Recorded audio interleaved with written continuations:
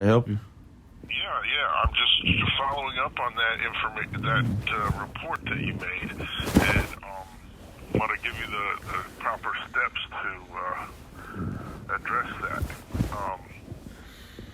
So I just are you able to write down some stuff? Yes, sir.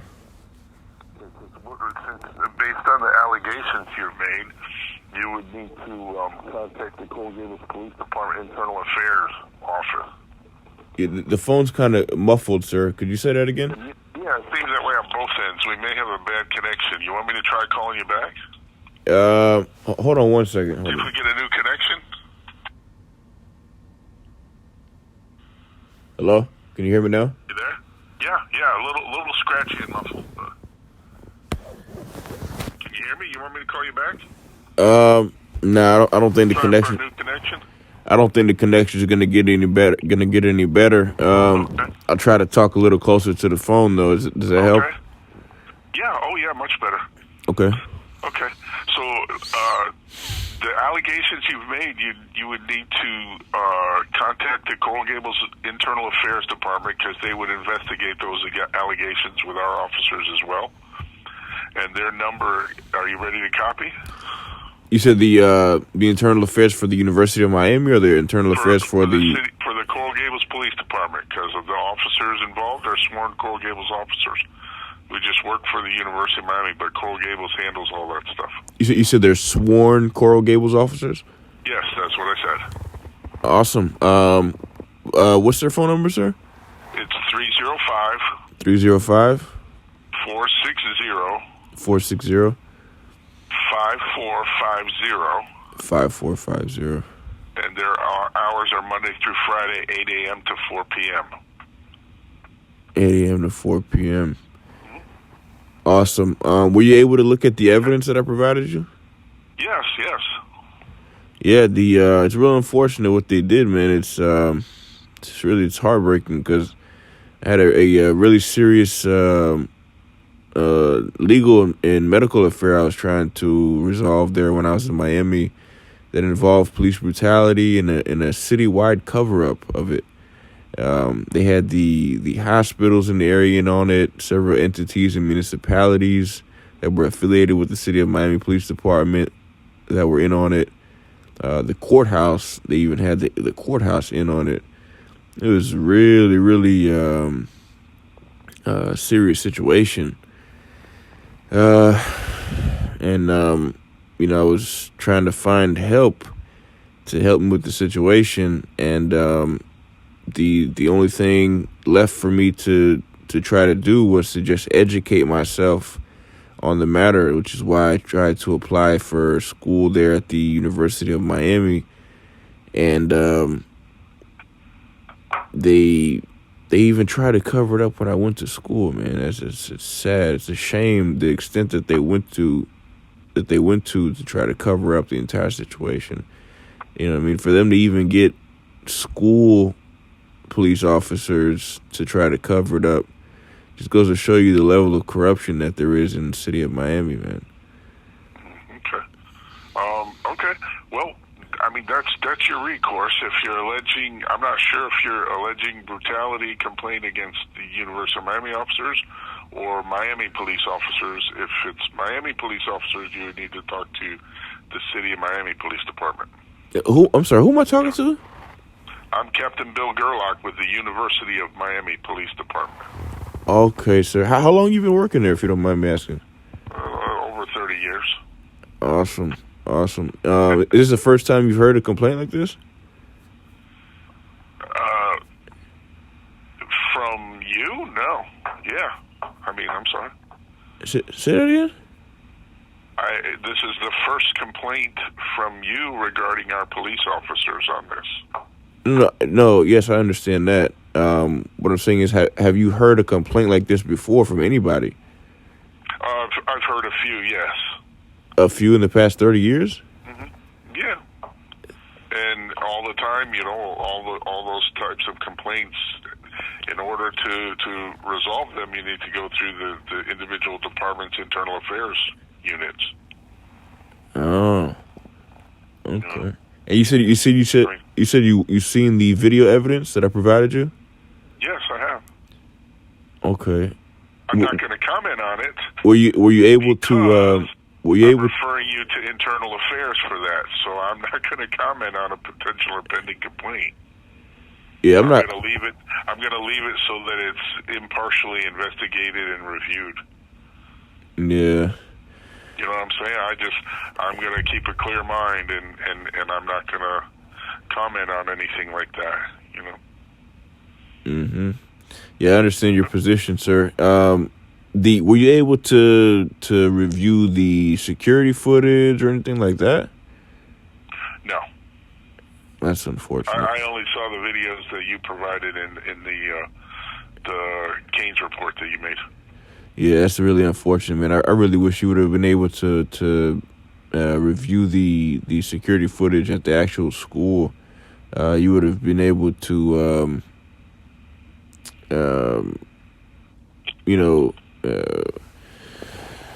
clearly see what I wasn't able to record. It's a shame, man. The young lady, Mrs. Bridges, very nice young lady. She wasn't even upstairs, and they tried to cover it up so to such an extent that they even had Mrs. Bridges in on it, and she wasn't even upstairs. She made a comment and said, they sat there for a long time and tried to explain this to you, and da-da-da. It's nonsense. I was literally sitting upstairs, filling out the FAFSA and the financial aid documentation online and everything. I finished that, and they literally told me to come back the next day to the same location to finish the process because they were about to close.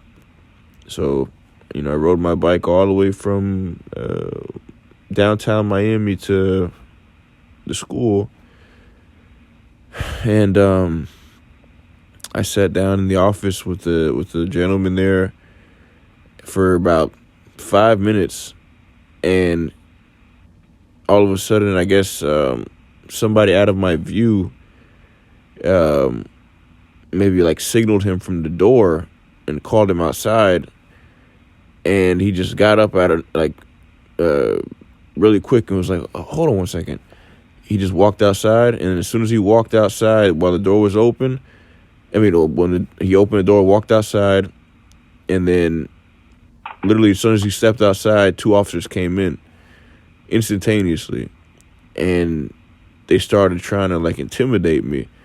And I was just like, oh, hold on a second, sir. I was just talking to this guy, and he wrote down this number on this paper here, told me to call this number, and then all of a sudden he said, hold on a second. He got up, and then you guys walked in, and they were literally trying to intimidate me to an extent that was going to upset me so I could do something to allow them to arrest me. And I was shocked, man. I couldn't believe they did that. But I wasn't surprised. I was just shocked in a sense of the extent that they were going to in the city of Miami in general in regards to the situation. And which is why I was just, able to record the situation the way I recorded it, because I wasn't surprised that they were doing it. It was happening so much that it was actually becoming a skill that I obtained while I was there, to be able to cross-examine and record at a moment's notice. And but as you can see from what I was able to record, sir, they were trying to baffle me and the camera with a bunch of nonsense to try to cover themselves. Were you able to decipher that? Yeah, and I'm not really clear on what the allegations are. But like I said, and then they even feel that there's if there was misconduct, the proper way to address that is through our internal affairs department, through the Coral Gables Police Department's internal affairs. Yeah, I appreciate that, man. Because they even went to the extent they even stole my ID. You got it back though, right? Yeah, you weren't able to watch the entire video. Yeah. Yeah, the last one. Watch the last video. Yeah, watch the I'll watch last. it again. Yeah, watch the last video.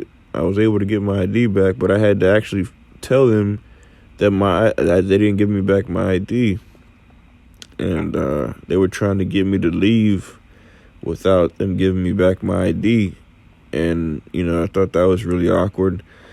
It wasn't a coincidence, so I mean it wasn't surprising, and It's happened many times before. People forget. Nah, man, People are human. Nah, man, I don't think that was a accident. Mm-hmm. But Okay. regardless, so then he tells me he tried to justify what he was doing and all that, and he puts his hands on me while we're walking, and I'm just asking him simple questions, and they're, and they just kept like that. Honestly, they need to be retrained, because if We'll wait for the outcome of an internal affairs investigation that may be one of the outcomes. Yeah. That's what that's about. Yeah, I'd hate for them to get fired, being that they already have experience in that field of work. And you could always use someone with experience, even though they might need to be retrained, in certain areas. But it's a shame, man. It's a shame what they did, because I'm sorry you feel that way. Yeah, but I understand that it's a big campus, and it's a big responsibility protecting everyone on the campus. But the thing is that's no excuse to treat somebody inhumanely like that, and put somebody's. I get how you feel. I get you. Yeah, to put somebody's freedom at risk when they're trying to apply for school, that's inhumane. Right. Because you can only imagine. From what I understand, it's been a long and drawn out process for you, but it's been a little convoluted. But you have to. The admissions process and the financial aid process are two different things, and you have to go through the admissions process first. Yeah, that's what I did. I was literally downstairs and spoke with the Spanish lady, and she told me to have to go through financial aid and all that first and apply for a loan. No, that's incorrect. Somebody told you wrong. You need to go through admissions first. You need to apply and be accepted. Because when you go through financial aid, if you're not accepted, once the FAFSA thing goes through, the federal side of it's not going to know who you're talking to. They're not going to make the connection. So you have to go through the admissions process first. All right? Yeah, see, they gave me the wrong information. You can do all of that online. You don't even need to be on campus for that. That's all can be done online. Yes, yeah, I didn't know any of that. Campus for that. Yes, I didn't know any of that. I'm from Broward County. So you're hearing that now. That's kind of. Yeah, literally. But I'm sorry to hear you're hearing that now. You can look online, but yeah. Right now, all I can tell you is, with regards to your allegations, run it through internal affairs, and you have the number again, correct? Yes, sir, I have it. What I was trying to tell you though, the same Spanish lady that's on the video there, downstairs at admissions, she literally told me to go to the financial aid department and fill out the FAFSA and the documents on the computer there, and then go to the next step. Yeah. And I did exactly what she said. Expert, but it sounds like a timing problem to me. But I can't accurately speak to that. Yeah. But it doesn't sound right to me. It sounds like there must be some kind of misunderstanding or. Well, that's exactly what it was. A timing problem, So yeah.